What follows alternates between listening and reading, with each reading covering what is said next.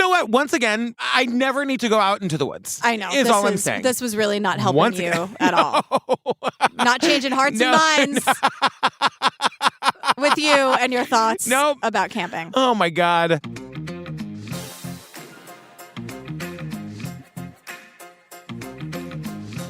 Hi, Julian Benzavalli. Hello, Patrick Hines. Hey, fam, join us on the Patreon. It's so fun over there. Mark your calendars, Pates fam. March 30th is our next drag bingo with the amazing Schwa. We've done 2 of them already. Tell them how fun it is. They are really, really, really fun. It's also like one of my favorite things to do, drag bingo, and I don't get to do it very much, and now I get to do it every month, so it's really extra fun. We got a playlist. Schwa is hilarious. The gift packs that we put together are so fun. It's for anybody at the $5 level or above. Yeah, and the playlist, I just want to say the playlist is different every time. I want to make sure, like, it's all about you. Like, you are posting in the chat. Them. Yeah, like the chat is like, because if it was all about me, it would just be the Indigo Girls. No, we're not doing that. But Indigo Girls can be on it. That's true. Like, maybe I'll throw some Tori Amos on, like, in the chat. So Schwa's like, talk in the chat. The chat is on fire the whole time. It's very interactive is my point. Yeah, and we're doing virtual happy hours where we're hanging out with you. And, like, that's also where you get all the bonus episodes where we did, like, Love Has Won and Natalia Grace. We're doing Twin Flames. We're in the middle of Lost Women of Highway 20, which is one of the best documentaries ever made, I think. It's 3 episodes. Oh, we're doing Still Missing Morgan. That's on the docket, too. We got a lot. The Patreon is so much fun. It's patreon.com/truecrimeobsessed. Go check it out. Also, jump in the Facebook group. That's all I'm going to say. Okay. What are we talking about today? We are talking about... I know. They called him Mostly Harmless. I know.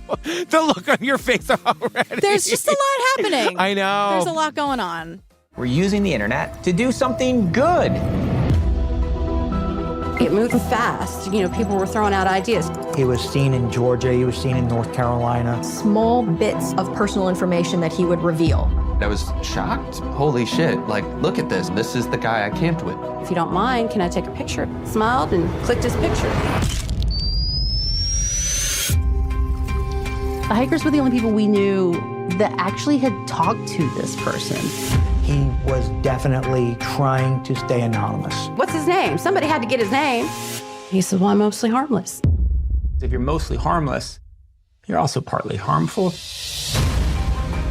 He seemed sincere, like he understood.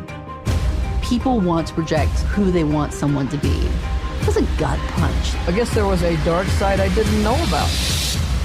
He was a bad, bad man.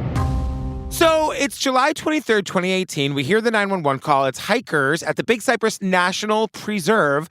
They've discovered a dead body in a tent. Yes. And it's really gruesome. Like these hikers are so nice and everyone is always checking on each other. And they opened the tent to check on this guy and they find him dead. They say that he was curled up like he was trying to get out. He looked really skinny. This man we're going to learn he was 83 pounds. Like really, really emaciated. And they say it was a weird color. Like a very, very gruesome scene. But not like foul play necessarily, but just like this man suffered. Yeah. And like there's a story to get to the bottom of here. Yeah. And so we're in Southwest Florida, which is known for the wildlife of the swamplands. We're in the middle of the Everglades. We're in the middle of the Everglades. And it's July. And Detective David Herm is here, and he's like, let me tell you, July is wet and hot and miserable in the Everglades, and like, you don't really have people camping during this time. Yeah. And I'm like, well, some people are crazy enough to do it because someone called 911 about this. Right. So there are people out on the trail, but his point is like, it's not really a high traffic time in Florida at this part of the trail. No. I mean, the other thing is we learned... When we discovered the decedent, we observed that he did appear to be very thin. Thin to the point that it's unnatural. But we found that he did have food, and we found a considerable amount of cash. So it was not like this person was indigent or had no resources available. It's not like he didn't have any resources available. Right. That's the thing. But they find notebooks filled with lines of code. And Detective Dave is like, is he a genius or are these the ramblings of a madman? And I'm like, very good question. They're like, the one thing we know is that this is not the body of one Patrick Hines. It's not. He did not write this. Never. No. For so many reasons, you don't have to worry about finding me out there. No. So there's like no wallet, no credit cards, no ID, no phone, no iPad, no electronics, just a lot of food, a lot of money, and these notebooks filled with code. They say they assume he's a local guy. They'd be able to ID him in like 2 or 3 days. But that's not what happens. And then we cut to Richmond, Virginia at Puritan Cleaners. And I'm like, I'm sorry, that name is wild. Puritan. I grew up with a Puritan clothing store on As Cape in, Cod. like the colonizers with a history of genocide. Those Puritans. Puritans or Puritans? Puritans. I don't know. Well, now now I'm too uncomfortable to continue the conversation. I think we can change the name. Right? Yeah. I mean, I'm fine with it. You gotta ask Christy, because that's who we're here to talk to. All right, Christy is a delivery person for the dry cleaners, and that job is not for the faint of heart. No, it's not for them. She's been in 3 car wrecks. She's been bitten by a dog. Christy is tough as nails. She's a complicated character. We're going to get into it. Yeah, by day, she's your neighborhood laundry delivery person. I'm sorry, what does she do? What does she deliver? Oh, God. I didn't do it on purpose. I just heard. I forgot. I just heard. She's your neighborhood laundry delivery person. And I'm sorry, this takes place in what state? In Florida. I love you so much. It's not a weird way to say it. I don't think it is. The way you say laundry, different story. Whatever. Okay. By night, Christy is chronically online. That's the point. You know, she's trying to identify unidentified people. She says in this country, there are anywhere from 30,000 to 80,000 unidentified people. Most don't have anybody fighting for them. They're forgotten about. Well, they have me. They're forgotten about, but they have her. Now, and this is hard. Like, we definitely need to do better with the missing people. Like, but we need to do better, is what I'm hearing you say. That, like, that's what I said. Yeah, yeah. Well, I'm saying that, like, the people who are online, like Christy, who are trying to identify these people, also need to do better because they're not really trying to identify people; they're trying to win. It's a noble cause, and I understand that. Like, this is a thing I have a lot of feelings about, because I could see myself being one of these people who's like desperately wants to, because it becomes a puzzle, and you want to help the people out, and you want to fight for the voiceless, and you are in it for the right reason. You maybe start. I feel like the right reasons go out the window very quickly. And if that weren't true, there wouldn't be 700 documentaries. You know what I'm saying? You know what I mean? Detective David is saying the medical examiner's office couldn't find his cause of death, but we do know he's 83 pounds. There's no trauma, no injuries, no illness. He had Tylenol in his system, but no other substances. Drugs. And fam, we're never going to get to the bottom of this. We will never find out if he killed himself or if there was some sort of foul play here. Yeah, and the detective says, like, Tylenol stays in your system for 24 to 72 hours, which means that in the last day or so, he was functional enough to take this Tylenol. I want to say, in case we forget to say it when we really get to it, we will find out that the autopsy they do on this guy was kind of a shit show. Like, they definitely did not care about him. So I want to say that, like, the autopsy didn't find any, like, a snake bite or a bear bite. Right. But we don't know. We don't know. No matches on the fingerprints or the DNA or the dental records. Like, this guy's in the wind. It's like he doesn't exist. But he starved to death with food in the tent is what it looks like. Yeah. So it looks intentional, at least. And also, for a very long time, I mean, I don't mean to get into it. I'm sorry. This is like a very morbid image, but like to get down to 83 pounds, that's a long time coming. Detective David is like, what is going on here? There's a truck stop 5 to 7 miles away. There's a major highway like right through the woods. He could have flagged somebody down for help at any time. Like, and he had tons of money on him. Yeah. All right, everyone shut up. Kristen Adams is here. My name is Kristen Adams. I'm the, do you want me to say criminal research investigator or investigative specialist? Which one? I'll restart, but which one do you want me to use? Now, she's either the criminal research investigator or an investigative journalist. She wants to make sure she says it right for the doc. Which one do you want me to say? And she will start over. If you ask her, she will absolutely say it. She was giving very intense, like, Sarah Turney energy. I was like, she's a hero and she's here. Which one do you want me to use? I was like, Kristen, I'm in love with you. Whatever you want. You tell me. You're running the show, Kristen. I know. So she does her usual process, right? As a criminal research investigator and or investigative specialist. Yeah. And we're going to do that the whole time? No. Okay. She's now like badass Kristen. Yeah. And she goes through her usual steps and nothing comes up. So she created this flyer and she wanted to turn to the local community for help. So she takes, his height, his weight, eye color, hair color. There's a scar on his abdomen. Hold tight. We'll get back to it. Yeah. No tattoos. Teeth were in excellent condition. Yeah. What they do is they say that they take the photos they had of the dead body and they try to extrapolate what he would have looked like when he was alive based on the photo. And they show us the photo and it is a photo of the dead body. It's the most ghoulish photo. Well, Christy, I have my issues with Christy, but Christy says what we're all thinking, that he looks like the caveman from the Geico commercials. But there's a big beard happening. The it's mouth like, wide open. Because Detective Dave is like, excuse me, this is not a glamour shot, okay? We worked with what we had. Christy, we did our fucking best. But, and you know what? Like, it goes viral and it works. Like, somebody recognizes him, but I don't know. Like, it really looks like a picture of a dead body. It's very ghoulish. Great, but again, it's not a glamour shot. But it works. And we meet this woman, Kelly Fairbanks. I guess I never really paid much attention to composites before. But August 2nd, I was at work and I decided to take a quick break and sat down and opened up Facebook. And as soon as I saw the composite, I knew who it was immediately. She immediately knows she had met this guy on the trail. Now, Kelly is a trail angel. Yes. I have become obsessed with trail angels. Oh my God, really? So they provide what she says an unexpected act of kindness on the trail. Now, and it's the Appalachian Trail, just to be clear. It's Appalachian. Sorry, No, you know what? It's not the Appalachian. It's the Appalachian. Yes, God thank damn you. it. You're Thank welcome. You. Now, They're on Appalachia. Yes. They'll That's, learn yeah. So I heard from a listener of ours. Oh my God. Who she said that I can use her trail name. Her trail name is Backtrack. Yes, so, Backtrack. I know. We had this whole God. conversation. She's awesome. But she said, she was asking, like, are you going to cover this? And I'm like, yes, like, stay tuned. In like 2 weeks, we're doing it. But we had this whole long conversation. And she told me that she got so much trail magic on her hike. She said sometimes from people who had no idea the trail was even there. The most notable was when she was hurrying to get to a post office before it closed because she needed new shoes because hers, she said, were like shredded and duct taped. A guy driving pulled over. She had actually met him the day before. But when he pulled over, he was like, what are you up to? She told him.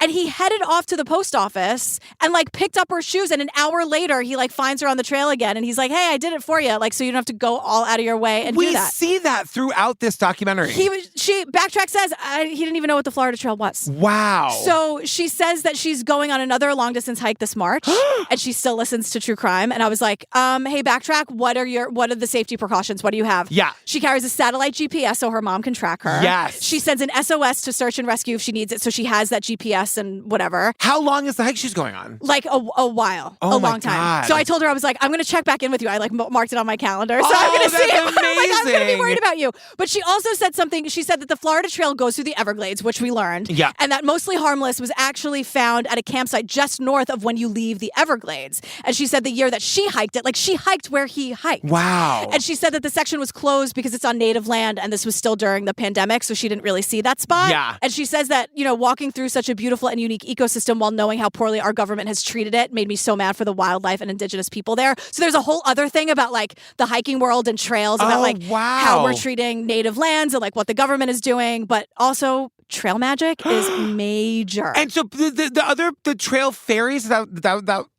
angels. Trail angels. They just like are people who like live in the area and just like go put like, do they hand it to people or do they like put it in places? Sometimes they leave it places or sometimes they're a little like, I think when you're in the trail community, you kind of know like coming up on this mile marker, there'll be like a place to leave water or a place to whatever. But what Backtrack was saying, my new friend Backtrack, is like this guy didn't even know about the trail. Yeah. There's something about like when you see a fellow human being like, oh, you're doing this trail thing. Like, what can I do to help? Yeah. It's just like a cool human nature thing. Oh, so fun. Thanks for the intel, Backtrack. That's amazing. Well, that's Kelly Fairbanks' story. She was a trail angel, and she said she met this guy, our dead person here, 6 months before he was found dead on the trail. And she said, That morning, I put together a little baggie of things, crackers, Kool-Aid mixes, and I found a hiker. He was walking towards me. It looked like an older man. His eyes gave away that he wasn't that old. He had younger looking eyes, very beautiful eyes. Oh, yeah, he was cute.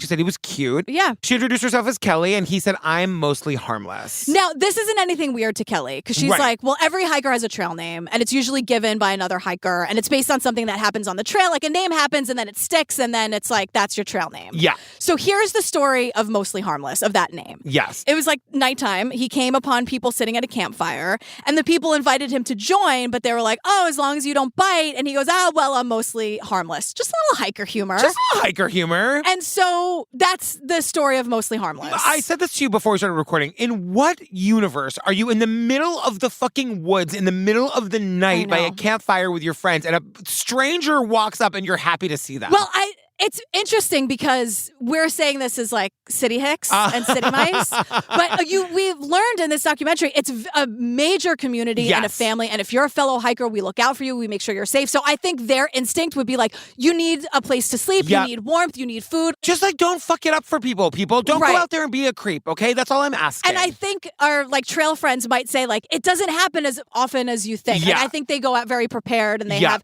but there is sort of this like, understanding amongst trail people that it's like, if you need help, you got the help. If you need Trail something, people, they're called trail hikers. friends. But like trail angels, I just mean like all like trail angels aren't necessarily hikers. I know. I meant it lovingly. No, it just we sound like such. You know. The people on the trail, they're called hikers. They are, but they're also like friends of the hikers and the yeah. trail angels. I'm like fascinated by this whole thing. Well, Kelly's got a bone to pick with Mostly Harmless. I asked him if he was using the Florida Trail app. And he said, well, I'm not carrying a phone. And I said, what do you mean you're not carrying a phone? He's like, I just wanted to disconnect. You know, sometimes people want to do that.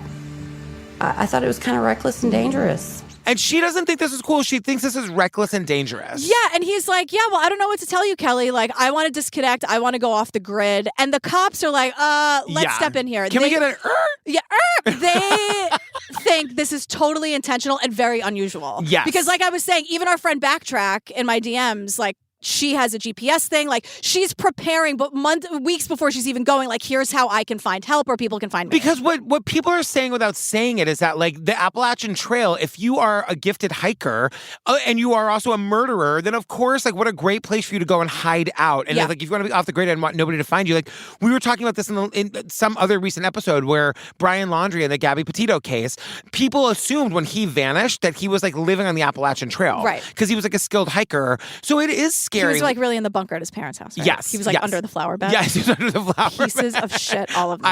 I know. But yeah, it's scary. And it was surprising to me how unusual everybody was saying that these people who want to go off the grid don't have any means of communication. Right. And I was happy to know that, like, you stand out if you're like that. Yeah, there's kind of like a protocol. Like, I know you want to be off the grid and kind of like do your own thing, but there are like certain rules, unspoken or not, that people kind of want to follow on this trail. But so Kelly asked him if she could take a picture of them, and he said, sure. And this is the first time we see a picture of what this man looked like when he was alive. I got to tell you, it's the photo. It's the digitized 100%. Like, yes, it's the live version of the dead photo that they put in the flyer. And his beard is really big. Yes. And that was really the majority of that digital photo. Well, she posted in the Florida Trail group, like Facebook group or whatever. But all of her groups. She's in a lot of groups. She like posted everywhere. And tons of other people have pictures and video with this guy. But she says the trail community is like family. So there was shock that this was our hiker and he was deceased. Other trail angels were tagging people that I hadn't tagged.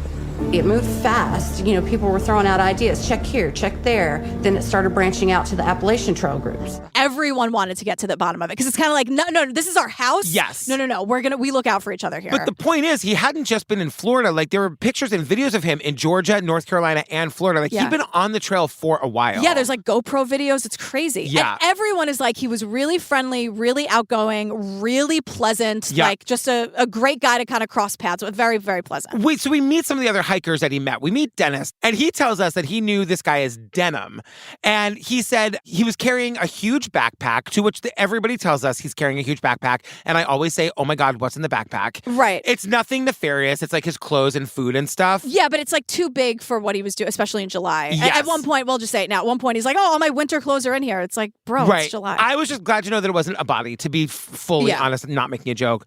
But he had told people he was from a bunch of different places. He'd said he was from Brooklyn, the Bronx, Louisiana, Saratoga, Sarasota. And everyone's like, no, I never got his name. I just know his trail name. No one got his name, yeah. And so based on all this information, he also worked in IT, and based on all this information, the cops are like, all right, he'd been traveling north to south, right? Yes. And this is unusual because it's thousands of miles. And we learned that 3,000 people attempt the AT, as they say, every year.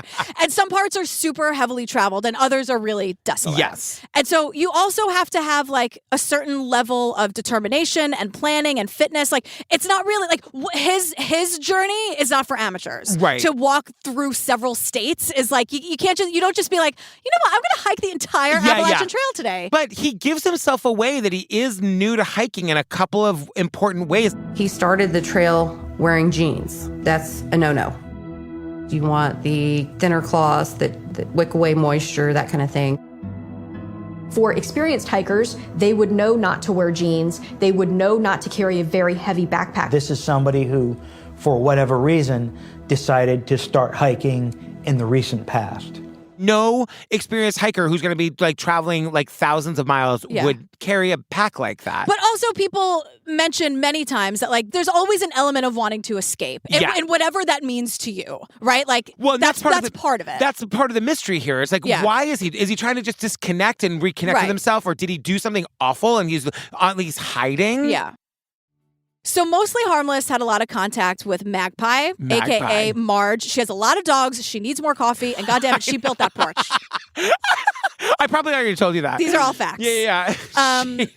She's got a lot of dogs, and those dogs look unruly. Yeah, but they're great. And she's like, oh, there's a sign that's like, beware of dogs. She's like, that's all for show. Like, that's fine. Come on in. They're all great. You know what? We should put one up for Golden. Magpie, I believe you. I know. Magpie rules the roost there. She absolutely rules the roost, the way Golden rules the roost in our house. Yes, for sure. He keeps us up all night barking. What do we do about that? Why is he barking? That's really a question I have for you. Okay. Let me talk to him. Okay. Let me go over. We'll have a little one-on-one. Thank you so much. I'll get to the bottom of it. He stands at the window and barks. He barks at other dogs on the street. Okay. Well, you answer your own question. Okay. Like, does he have to go out? Is he fed? Can we make him stop? Does he have to go outside to go to the bathroom? We take him out plenty. Okay. Let me talk to him. I'll get to the bottom of it. I really appreciate it. But Magpie says, she's like 68 years old, and she says, most people hiking are in a big hurry, especially the young men. I am never surprised that an old lady like myself is easily dismissed as irrelevant. So yes, I was pleasantly surprised that this young man would talk to me. This kind of broke my heart. She's like, I'm not surprised that an old lady like myself is easily dismissed as irrelevant. And I'm like, because she says she's 68 and she decided she was going to hike half the Appalachian Trail just to see if she could do it. Yeah. But that's why she was saying that this guy, Denham, a.k.a. Mostly Harmless, would like, and by the way, that's why his original trail name was Denham, because he was wearing jeans. And it's like, why are you wearing jeans on the trail? But he stops and like connects with her, and she's like really appreciative that this like young guy wants to like hang out and talk to her. Yeah. But she keeps encountering him like over and over again. A lot. And she says like, there's this, where'd Magpie come from, right? Yeah. And she says, it's a big noisy bird, but I don't like shiny objects. And so Mostly Harmless says like, that's totally something a magpie would say. And then he hands her the shiny gum wrapper. Uh-huh. And there's this myth. I Googled this. I was like, what's with the magpies and the gum wrappers? Like, what am I missing? There's a myth that magpies like collecting shiny things. Of course, there's like research and studies that refute it. But there's like this old myth about magpies. Do you know that Daisy will tell you that she's a magpie because she loves picking things up off the ground? She'll pick up a quarter. She'll pick up a penny. Daisy is like, look at me. I'm in my magpie era. She literally, I'm like, she'll pick up a dime off the street. I'm like, Daisy, don't pick that up. Daddy, I'm a magpie. What? Yes.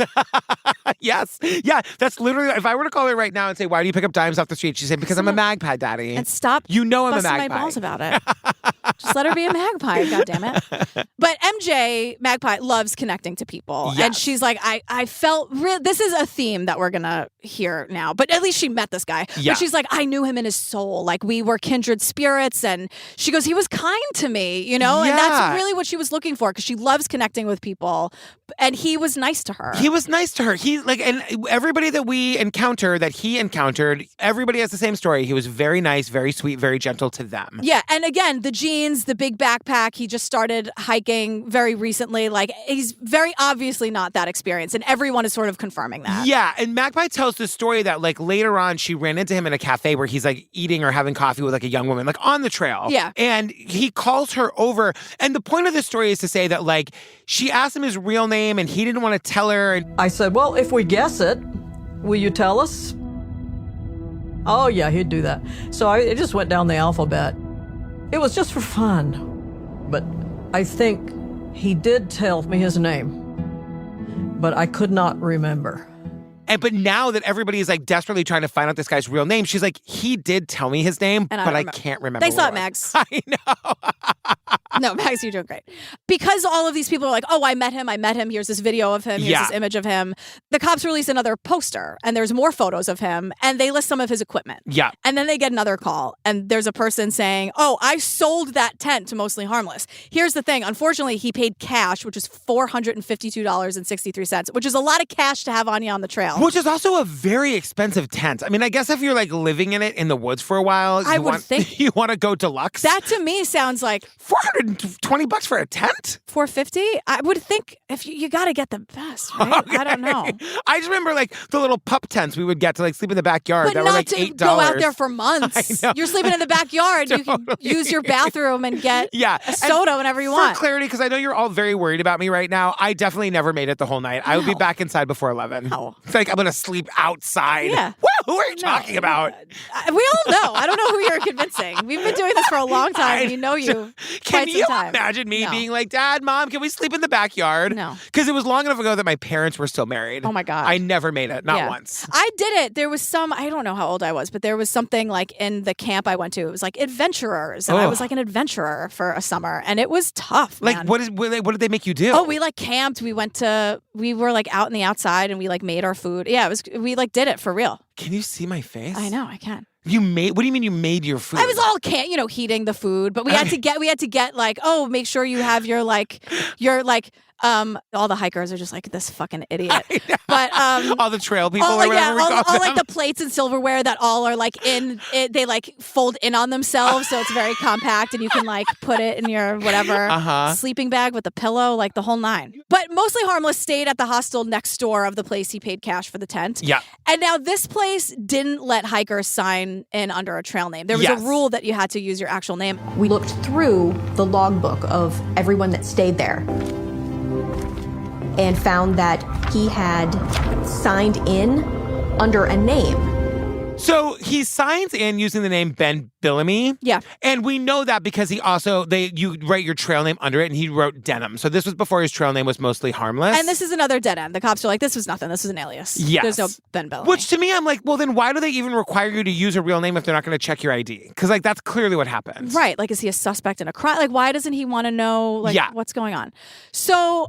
Okay. I know. Let's do this part quickly. I just have questions. So we meet Nicholas Thompson. He's the CEO of The Atlantic. He's out for a run in Brooklyn. He is a very fit man, and that's all. I'm going to leave it right there. But what I want to ask you is this. How does this end up in the documentary? Like, he's running in the middle of the street in Brooklyn like he's Kelly Ben-Simone. And I'm like, what is the conversation with the production crew? Well, where they're like, let's go to your beautiful Brooklyn townhouse or, Brownstone, I mean. And he's like, you want to get me running first? I have a run at 8 a.m. I spent a considerable amount of time on his Instagram today. I'm sure you did. And just looking at the articles. And it was like running is a big part of his life. That's amazing. Yeah. My question is, logistically, what is this conversation with the production crew to be like, let's make sure we get this beautiful shot of you things. running. Like they probably just want any kind of interesting B-roll they can get. Like, let's get him running. You know and he's what I mean? like, that's my thing. I get it. I'm just hate him. I know. I was just gonna say it's no shade to you, Nicholas. But my question is like, because when I leave my entire family for him, I just want to know if you guys are gonna get along at the Christmas party. Of course. Okay, I'm gonna ask him. My first question is gonna be like, what was that conversation like? Who brought up the running in the middle of the street? And I'll be like, babe, I told you she was gonna ask you that. It's a valid question. It's okay, babe. I'll tell her. Right. I'm asking with a smile on my face. I'm not mad at anybody. I'm just a curious person, curious about how things work in the world, and I'd like to know what the conversation with production is when they're like, let me get a shot of you running in the middle of the street in Brooklyn. I agree. Because then he's running down the street, and then he goes onto the sidewalk, and then he like runs up the stairs of his gorgeous brownstone. I'm like, there was a conversation. I'm curious what it was. That's all. That's it. Well, sue me. He's the CEO of The Atlantic currently. He's formerly the editor-in-chief of Wired, and he gets an anonymous email about this hiker. And he's thinking, Wired is a magazine about the big issues in tech. For example, privacy. Recognizing just how hard it is to disappear in 2020. I thought, this is really interesting. So I said, you know what? I can make this a story.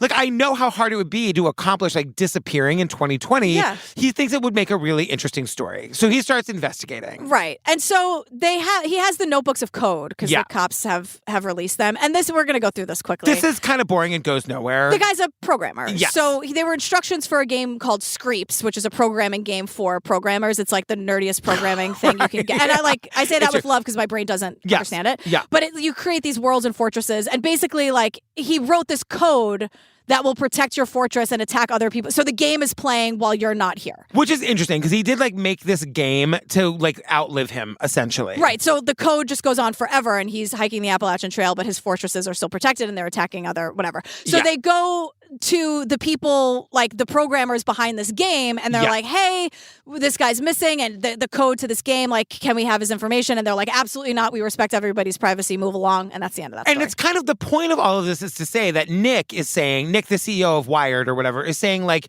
the reason why people are having a hard time finding this guy online is because he clearly was in programming, which means he was really able to scrub himself from social media. This is all very intentional. It's all very intentional because, like, you cannot find him online. And then it's like, right, but why? Right. Why is it so intentional? Right. Like, what is going on? Why is he in the woods without a phone, like, trying to live off the grid and not telling anybody his real name? Why? Speaking of the internet, Christy, dry cleaner, internet sleuth, she's made moderator of the Facebook group about this case, and she's annoyed it took her this long to be asked, honestly. Christy always wanted to be an FBI profiler. Didn't happen. No. And then the tragedy of her family's house burnt to the ground and changed her entire life. Yeah, and, like, she never got to go to college. She had to put her dreams on hold, she said. And, like, she says she channeled her energy into this case. And it is sad because Christy is good at this. Like, she is good at using the internet to, like, get answers or whatever.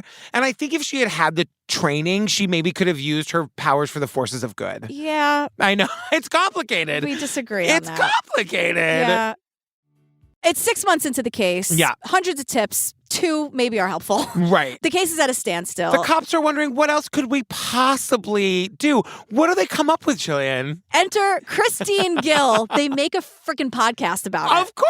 They make you want to get to the bottom of something, you make a true crime podcast. Have we talked about media pressure yet this week? Oh my God. Listen to Julie Murray's podcast about her missing sister. So Christine Gill is here, and she is the Charlotte County Sheriff's Office Public Relations, and she's hosting it. It's called Sworn Statement. Yes. It launches in March of 2019. Can I just say, when they're showing us, like, the recording of this podcast, the documentary switches to, like, true crime podcast music, and you see it looks like they're doing a parody of a true crime podcast. It looks like they're making fun of us. Yes. You know? Yeah, they're probably a little like, we even did this. Right. What's next? You're calling a psychic? I get it. Why don't you call my mom and tell her where she can watch it? Right. You know? I love Christine. Yeah, because me she has too. a great, like, podcast cadence. It's great. But she's saying that the podcast works because it's a mystery. He was such a mystery. And I think that was something that kind of piqued everyone's interest. We got 10 or 12,000 listens that first couple months. When we hear stories like this of a man who died alone, not having breathed his real name to a single soul for the last year of his life, we want to know why. He didn't tell his real name to a single soul for the last year of his life, and people want to know why. Except Magpie, and she didn't write it down. And I do wonder if he actually did. I think Magpie might be, I think anyone would do this, go back and be like, was it Kevin? I know, right? Was it Mark? I know. I'm sure in her hindsight, she's like, he probably did, and now I didn't. It's like, Magpie, you're good. Exactly. You built that goddamn porch. Absolutely. So Natasha is here. She is, quote, an outdoor enthusiast. She does not identify as a member of the true crime community. How dare you? I said outdoor enthusiast. Can you find 2 words in the English language that describe me less? But no. But she... Like, not a drinker? Yeah. That too. It's 3 words, but it gets the job done. Lots of words. You know what I mean? You already have your trail name. I know, Mostly Fabulous. You're good. I'm obsessed. I need a t-shirt that says Mostly Fabulous. You do. So Natasha's awesome. She loves the outdoors. It's like home to her. Yes. And she's saying, like, again, she's reiterating, there is a commitment to take care of each other when you're on these trails. You don't leave anyone behind. She's like, this is my community. I want to help. I want to get in there. So she gets into Christy's Facebook group. Yeah. And immediately I'm like, hey, Natasha, are you a listener? She's like, it was chaos. Yeah. Chaos down here, Tom. Because Natasha and Christy clash immediately. This is where I want to take a minute and pour one out for, like, the great Facebook group moderators. Yeah, because it's a tough job. It's listen, a really hard gig. I know I'm always telling the Facebook group because it's a great place to find community. We have the most amazing mod in Facebook group history, Sasha, our moderator, who keeps things positive and deals with anything that comes up. And the point is, Christy is the moderator of the group dedicated to this case, and they say she's running it with an iron fist. Like, it's chaos.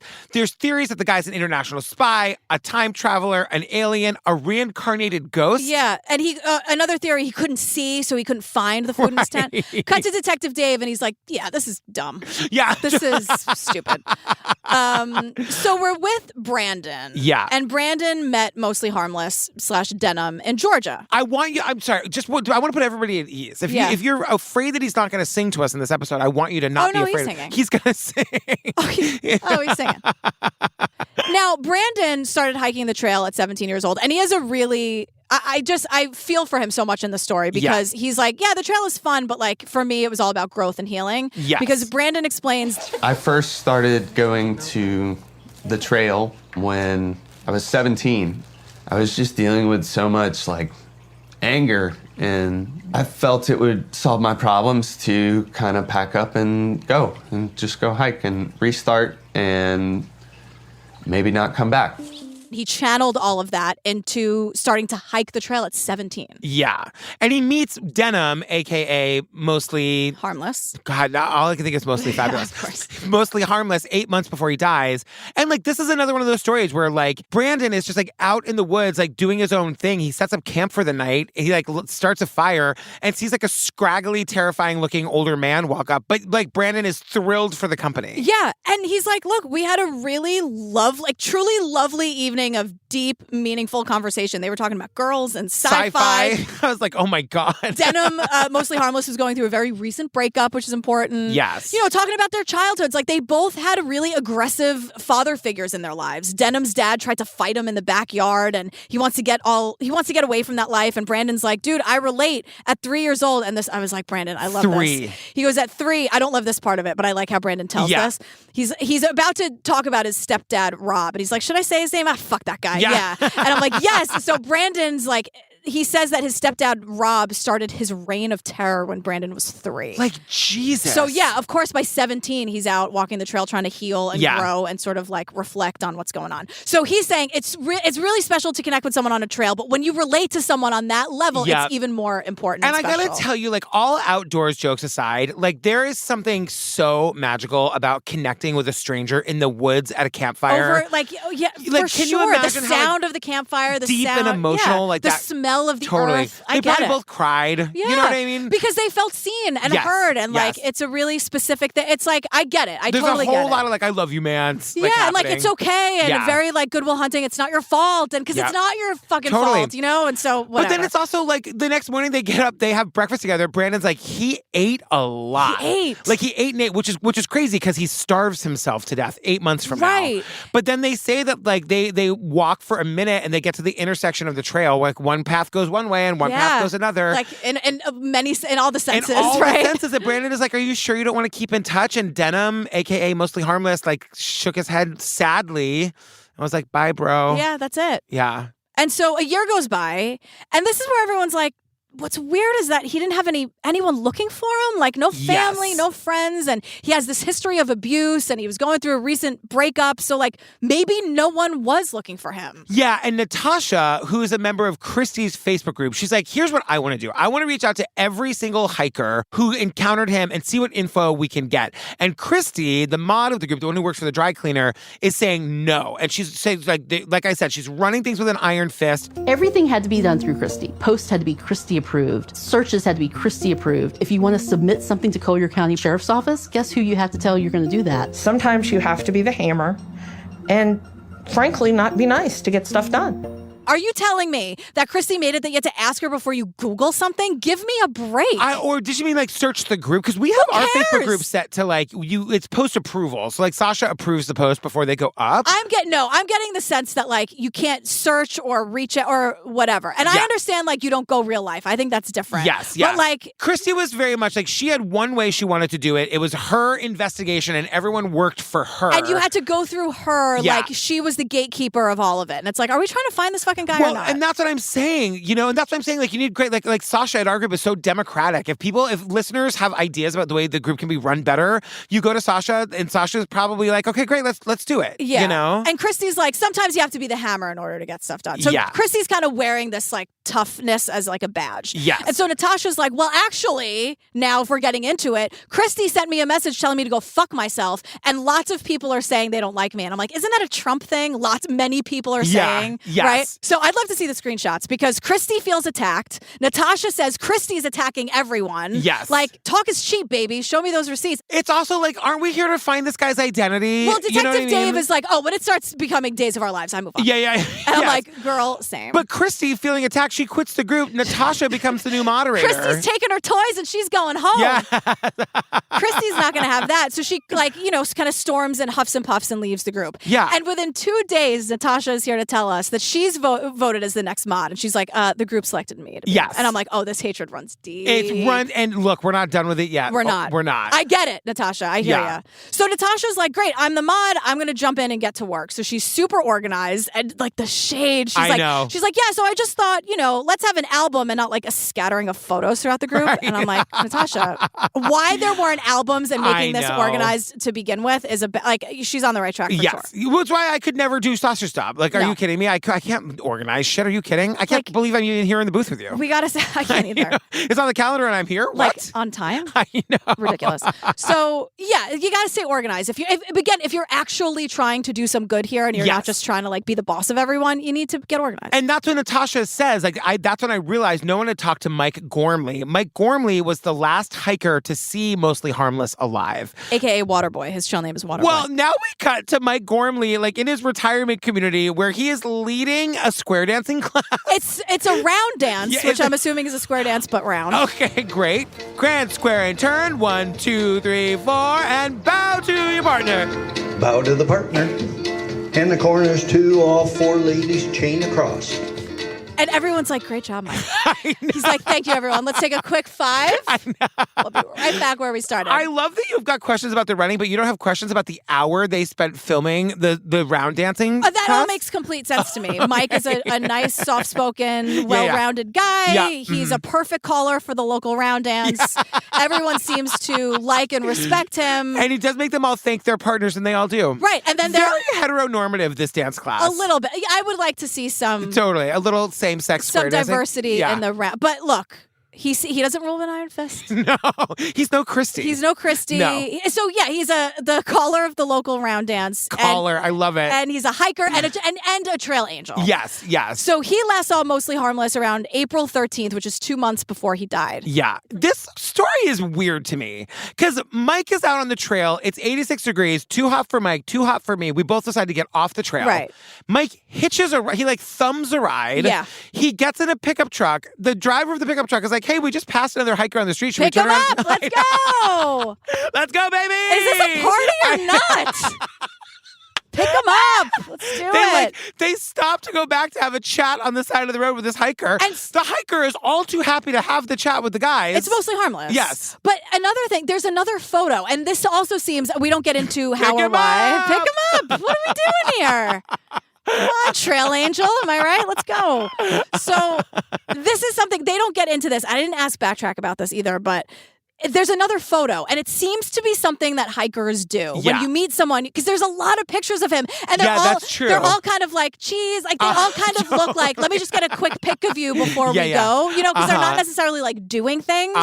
So people snap photos of other hikers. They point out, this is 2 months before he's going to be found dead, they call him pudgy and well-fed. Like, he's definitely not starving now. And he's carrying winter clothes in this enormous backpack in April in Florida. So, and this is when Mike, one of the trail angels, is like, oh, let me take care of that for you. I'll send it home for you. And Mostly Harmless is like, no, I'm going to hang on to it. Right. And so Mostly Harmless is found at the campsite that Mike told him about. Yes. When I realized that maybe he had just only hiked 5 miles further and that was the end of his hike for 2.5 months, it made me a little curious as to, gee, what's going on here?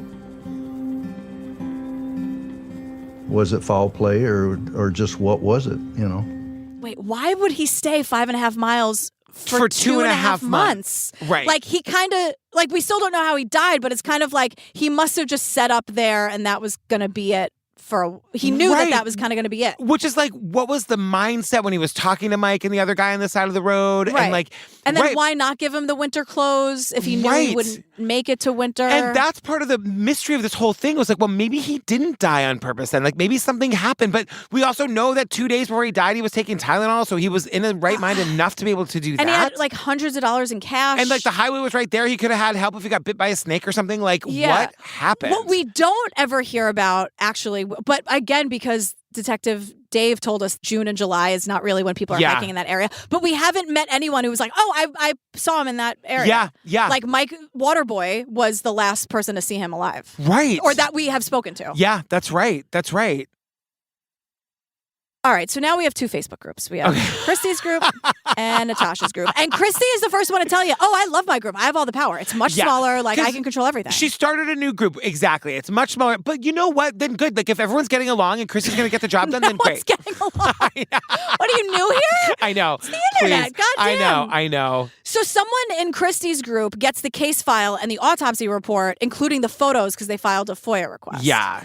And this is where everyone's learning. And there are people in both groups and going back and forth. Of course. Oh, God. But Listen. there's the, quote, small abdominal scar is not that small. No. Remember, that was from the top of the episode. We were told he had a small abdominal scar. We see it. It is a long scar down like his abdomen. But this is where they just become, I'm like, everything is instantly a conspiracy theory. Yes. Because it's like, okay. Right. So maybe it's not as small as you thought. And like, I don't know. But now we have to go down a rabbit hole of the scar. And there was this belief that he had cancer. Cancer's never mentioned in the autopsy, so that leaves it wide open. But you can't go calling hospitals and say, like, did you diagnose someone with cancer? Who was it? We're trying to identify this guy.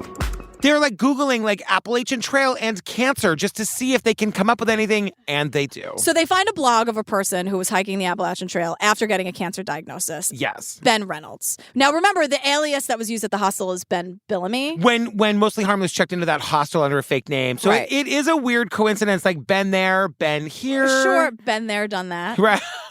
So, I don't know. If your name's Ben, you're looking for a trail name, take it with my compliments. So...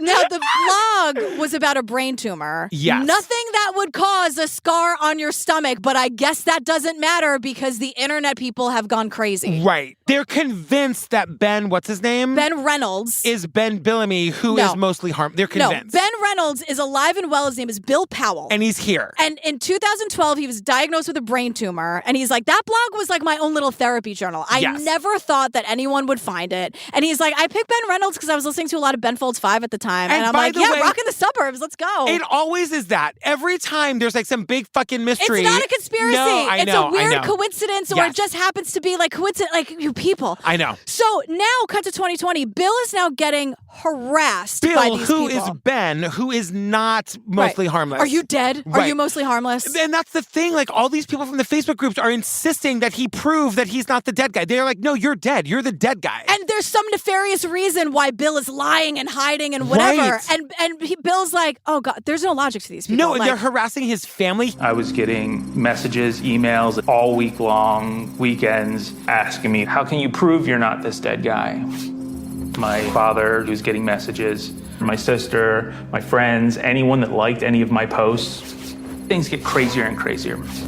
By June of 2020, it was 887 people. He gets over 800 messages between his work email, his home email, his family email. His They're coming friends, after his wife, his coworkers. It's completely out of hand. Everything is a conspiracy theory. It's endless confirmation bias. It's insane. And he's joining every single Facebook group to try to prove that he is the Ben Reynolds guy, but also not the Mostly Harmless guy. And they still don't believe him. And they don't believe him. They're like, what's your angle? And like, this pisses me off so much because he doesn't owe these people anything. No. Like, they are completely 100% in the wrong, and then it becomes his responsibility to stop the madness. He's just trying to save his friends and family from these fucking insane emails. This is like Sandy Hook nonsense. Right, but like, now it's up on him, and like, know. they're not going to believe you anyway. And like, when you're him, who do you get to help you? You can't go to the police. They don't give a shit. Right, they do not care. They will tell you it's not actionable. Yeah. So they're like analyzing photos. They're talking about this guy's brain tumor. Yeah. Like, you don't know him. They're so sure about the medicine he was on.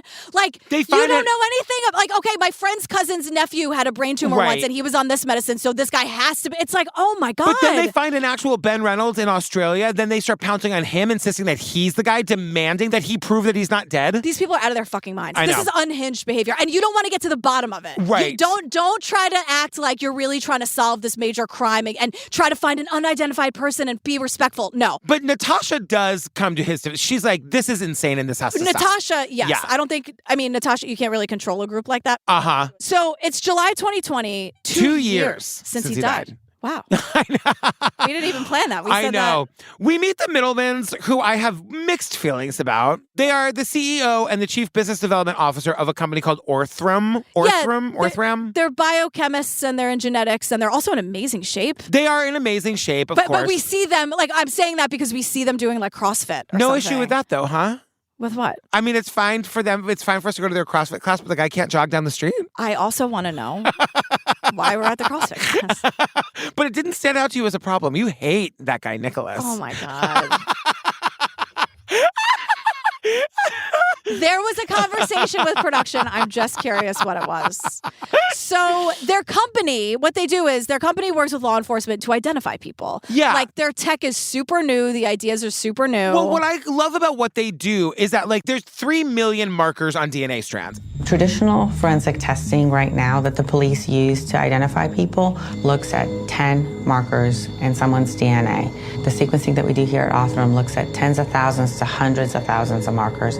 They look at like tens of thousands to hundreds of thousands. They're not trying to match a body to a person. They're trying to take an unidentified body and match it to a region or like a family. So you can narrow it down. Which is super useful because it's like, look, like if all we had to go on was mostly Harmless's body, the only way to identify him would be a 1-to-1 match. If you get like just everybody's DNA in the world. Yeah. What this company does is like, well, we're going to take his DNA and figure out where in the country he comes from. And based on all the places where he told people he was from and all of that information we have, which is like a decent amount of information. It's pretty valuable. Like, I think what they're doing is pretty interesting. I just think it's kind of weird because they want to do it for this case, but it costs $5,000 and they don't want to pay for it themselves. The cops don't have the money, so they crowdsource it. And I'm like, wait a second. You guys are like, you look like you're at least presenting like you're billionaires and like you're getting all this documentary coverage. You can't just pay the $5,000 to yourselves. But I guess they'd be like, that's not a business. I guess. But I mean, the crowdsourcing shit happens all the time. Just ask Bob Roth. Yeah. You know, like people are paying crowdsourcing for DNA tests or whatever all the time. I thought it was going to be, it was $50,000, $5,000 to these people. Doesn't seem like a lot of money, but they do it. They go to the Facebook groups, they crowdsource the money and they get it. Bada bing, bada boom. In 8 days, they get the money. Yes. So the company gets the skeletal remains. They're running the DNA. This takes, it's not a quick process. No. So in the meantime, everyone online is burning everything down and fighting. Because it was Natasha's group who raised the money. And because it's taking 6 weeks, everyone in Christy's group is saying, it became this intense waiting game. That's when everyone got really, really stir crazy. Christy's group post would be created saying like, power hungry Natasha is doing this, or Natasha and all of her minions are doing that. She was feeding this, you've all been led into a trap. They took your money and they're not going to deliver. She stole your money. You're never going to get the results. You're never going to see it. She's a charlatan. Like, this is such bullshit. Because they're now competing. It's like, I thought we were trying to get to the bottom of this. Right, because Christy's group is afraid, like, oh my God, the other group is doing the DNA. They're going to solve it before us. Steal the thunder. Christy literally says, I hope to beat the science. Yeah. So now, because this train is never late. Yeah. Here come the death threats. Right. So Natasha is getting severely bullied and harassed. Yes. And Christy's at the top of it. Now, my thing is this. Maybe Christy didn't send the messages. Maybe she did under a fake account. I don't know. Yeah. But like, if not for Christy, these people would not be so radicalized and also, galvanized. At any point, Christy could get into the group and say, stop sending death threats doing that. to Don't people. send death threats to people. Any responsible person would do that. And she's not doing it. But suddenly, out of the clear blue sky, Christy has solved the case. Oh my God. She is because once again, Christy wants to beat Natasha's group who's doing the science. Yeah. So Christy had posted the picture and the story of Mostly Harmless in a Lost Loves forum. So, no, she hasn't solved the case. It's another stupid dead-end story that doesn't go anywhere. Well, except for the fact that she calls the cops and she's like, I solved it because somebody sent me a picture, and she gets a name. Now, it's a guy who was disowned because he was gay. That part isn't stupid. So to prove that Christy solved it, she sends out a photo to everyone. Oh my and God. Natasha can't get through this with a straight face. It's a yearbook photo of this guy. Yeah. Christy has drawn a beard on him. Because remember, Mostly Harmless has a beard, like a bushy beard. We've lost the plot, everyone. I know. This is obviously not the guy. She's drawn a beard on him with a pen. With a pen, like a little... Yeah. You could, like, hear it. The cops spoke to this guy. He's very confused. We have lost the plot. The guy's not dead. He calls the cops. He's like, why are you looking for me? I was disowned from my family. That was bad enough. Like, and this poor guy, like, oh my God. I know. So now Christy is the one being trashed online because of the stupid drawing on the beard bit. And I'm like, now everything Natasha went through, interestingly enough, Christy's now experienced. And I'm sure Now she'll be like, hey, don't do death threats, because when you get one of those, it's fucking scary. Exactly. So Nick the journalist writes this story. October 2020, he's writing it. He's like, it's a presidential election year. I wanted a break from the politics for an hour. Right. And he's saying, again, everybody thinks this guy works in tech. Wired magazine is the biggest tech magazine in the world. Yeah. We'll write a story about this guy, and somebody who worked with him will see it and will be able to identify. Because remember, we still don't know who this guy is. Right. Or what happened. So the article goes super viral. The groups blow up. Thousands of people are joining. Over 1.5 million views this article gets. And nothing. Nothing. And so they're like, wait a second. It's really hard to disappear this way. He met a lot of people. We have a lot of photos. Millions of people know about this story with photos and nothing. He says it's hard to disappear and create an identity that 100 people who meet you can't figure out. It's somewhat harder to create an identity that 1,000 people hunting on Facebook can't figure out. But how on earth can 1 million people read a story in Wired full of photographs about a guy who's probably in the Wired community fairly closely and not find the guy? How on earth can 1 million people read an article on Wired full of photographs about a guy who's probably in the Wired community and not find the guy? Right? Wild. I know. So we're back to the DNA. They traced the DNA back to Louisiana, which is where mostly Harmless told a few people he was from. Yes. And now the groups are harassing everyone in Louisiana. Yeah. I mean, am I lying? They're now just like, you're him, you're like, it's crazy. So now it's December 16th, 2020. Someone emails Christy. Yes. And they're like, I know this story. I know who this is. Yep. And everyone sit down, pull over, a twist. This is actually the guy. It's true. His name is Vance Rodriguez. This person who emailed Christy says, my husband worked with him at a Shopper's Choice, and here's a picture. And they send a picture, and we see it, and you're like, oh my God. And now Christy's like, oh my God, I did it. I know. Me and me alone, everyone. It was just me. Yes. I even, like, Christy, first of all, someone emailed you. I know. And, like, the DNA geniuses did a lot of heavy lifting here, Exactly. Christy. Multiple people, like, it was a collective effort. But this is the beginning of Christy being like, I can't believe I did it. I know. This is the most. Everyone, thank you so much. Like, everyone, thank you. I know. Christy and Christy alone solved it, if you ask Christy. So Christy is also the one who gets the contact information for the family, and the cops call them, and they say the family was in shock. Like, they didn't even know he was missing. He'd moved to New York, and they hadn't had contact with him for years. And it turns out this guy was a piece of shit. Yeah. So here's what we learned. He kind of walked away from his life. He paid his landlord 6 months rent. He left his passport. He left his wallet. Yeah. And Nick, the journalist, finds this guy's ex-girlfriend. Yeah. Who was really, really abusive to her. And Nick was like, he was a bad, bad man. Yeah. And the way, like, Nick says, because, like, Nick is a real journalist for Wired. And he's like, your hope as a journalist is that when we figured out his name, you would find out some incredible redemptive story. But when we found out his name, we didn't realize that all the things that we would learn about Vance. No one was like, right, but what if he's a bad guy? Right. That never occurred to anybody. No. So then after that first girlfriend comes forward, at least 3 more women have come forward to say that they were also abused by him. But the hikers and the internet people now have to deal with the fact that this guy they romanticized for all this time isn't really that great. Except for Christy, who refuses to accept it. Right. Now, Brandon, for example, had that wonderful experience with him. Yeah. They bonded about their abuse, and it's like really hard to come to terms with who this guy really was. But Brandon is like, I believe the women. Like, this is shocking and totally unacceptable. And Brandon's a survivor of abuse, so like he gets it.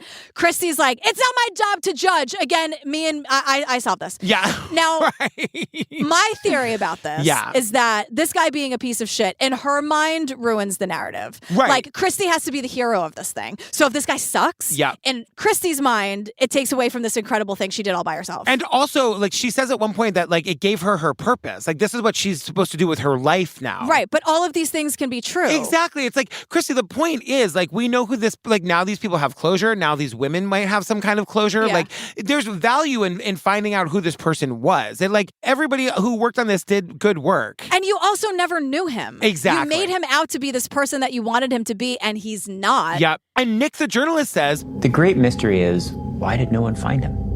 And part of it is because he did a really good job of erasing his tracks. And the sad part of it is because no one was looking for him. Because he was an asshole.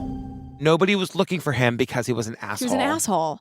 And like, this is where like some of the issues with this is like, it's a lot of buildup. And then we find the guy and we realize that he's an abuser. And then it's just kind of like, and end of documentary. But it's also like some of the mysteries also get solved. The way that he got his trail name, he said that he told that story about walking to the campfire, and that's not true at all. Like the name Mostly Harmless is a book in the Hitchhiker's Guide to the Galaxy, which he probably read and romanticized and just ascribed a lot of the characteristics of that stuff to himself. And once they realized who he was, they found a little bit of his online footprint, and he was doing the I'm mostly harmless thing for years online. Exactly. And he even said, I'm mostly harmless, parentheses, for now. Yeah. Which is when you know that he was abusive to these women is like a really chilling, diabolical thing to say to people. It's terrible. And like Nick, the journalist, does more research and he learns that like this guy was emancipated from his family at 17. And he's like, well, wait a second. You become a legal adult at 18. Like what was so bad in his family that he couldn't wait that last like 9 months? So, and like, it was bad. It was probably a cycle of abuse. He's an abuser because he was abused. Yeah. You know? He struggled with his mental health. He was withdrawn. He like completely shut down. Yes. And so there's a story that and I guess like because Nick is telling us this is all confirmed. I would think, right? For Wired in the Atlantic, I would think. Right. But Mostly Harmless tried to kill himself by shooting himself in the stomach, and that's where the scar is from. Yeah. And he changed his mind and like drove himself to the hospital, but that's how dark this guy would go. That's the kind of demons this guy was dealing with. And Nick says he thinks his parents were trying to get him help after the suicide attempt, and that's why Mostly Harmless wanted to leave. We don't know if that's true or not. Yeah. And Brandon makes this really interesting point where he goes, he seemed sincere and he seemed compassionate to me. Like he understood, you know? But he was abusive, it seems, and that was certainly very shocking to me.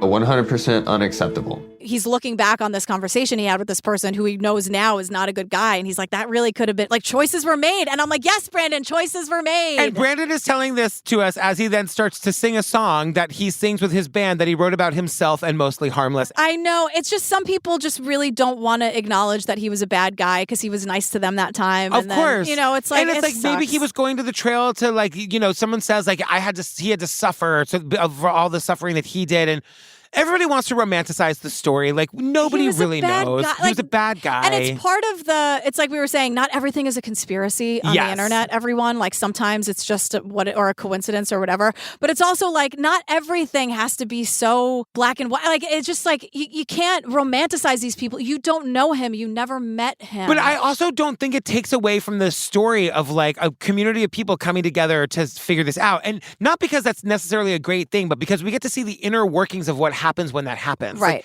think about all the people along the way that were doxxed, that were harassed, that were, you know, like if we're going to do this, there should be rules and we need to do it better. And it is a compelling story about like the collective fascination with trying to identify an unidentified person and try to understand why he did what he did. And we still don't even know how he died. Yeah. We don't know if he killed himself. We don't know, you know? Now, Natasha definitely agrees with you. She's done with sleuthing. Yes. She started her own company. Unless the right case comes along. Yeah, but she started her own company, the Two Sisters Adventure Company. Christy is taking credit for all of it. A lot of I statements. When I found him, I found me. Yeah.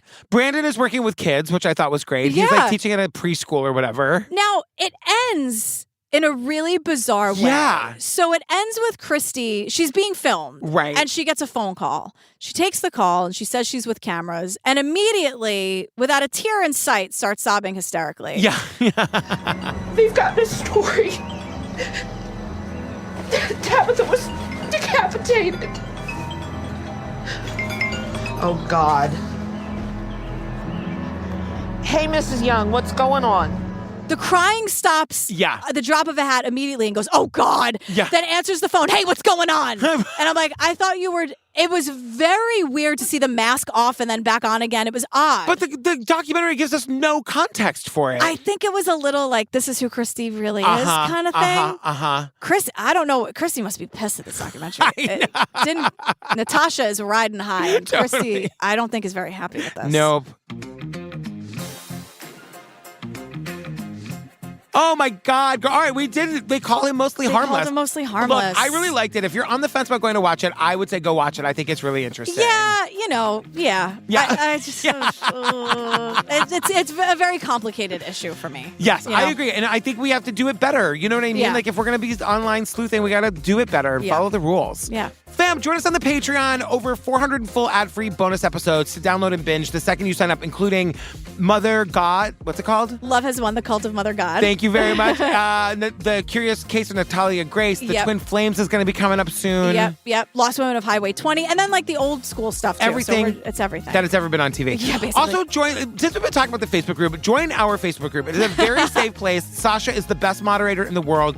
It's so fun and supportive and loving in there. It's the True Crime Obsessed podcast discussion No group. doxing and no death threats allowed. No. You have my word on that. Not allowed. Fam, next week we're covering episode 1 of a show called The Playboy Murders, which is on Discovery Plus. Yeah. It covers the murder of Jasmine Fiore. So stay tuned for the trailer for that and our funny and hilarious outtakes. Yeah, here's hoping. And we love you, fam. We love you. All right, bye. Bye. Jasmine loved being at the Playboy Mansion.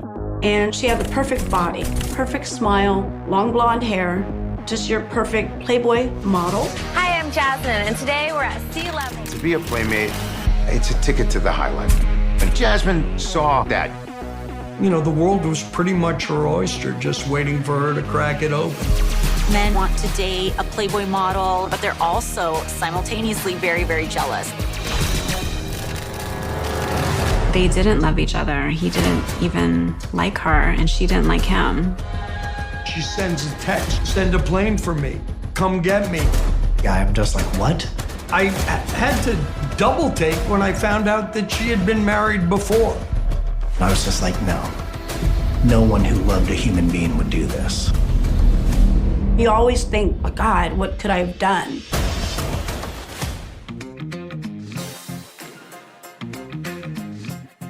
What up, thick throat?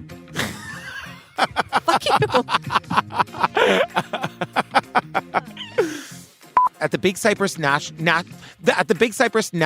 I can't do it. National Preserve? I don't know why I couldn't do it. Well, it came with the thing. Okay. It was like the sleeping bag that came with the pillow that was 2 inches, but it was like a small pillow. I still felt the curves of the dirt underneath me. Oh, God. Oh, I yeah. can feel it right now. It's real. You mention it and I can feel it. It's a real thing. Get me into my bed. What are we doing out here? We're being one. Oh, my God. How's the jawline looking, Aaron? You know he's not here, right?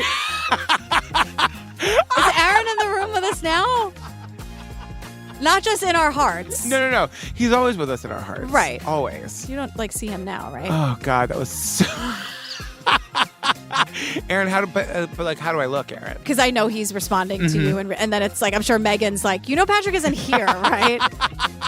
And this was 2 days ago. Like, you can't help each other now.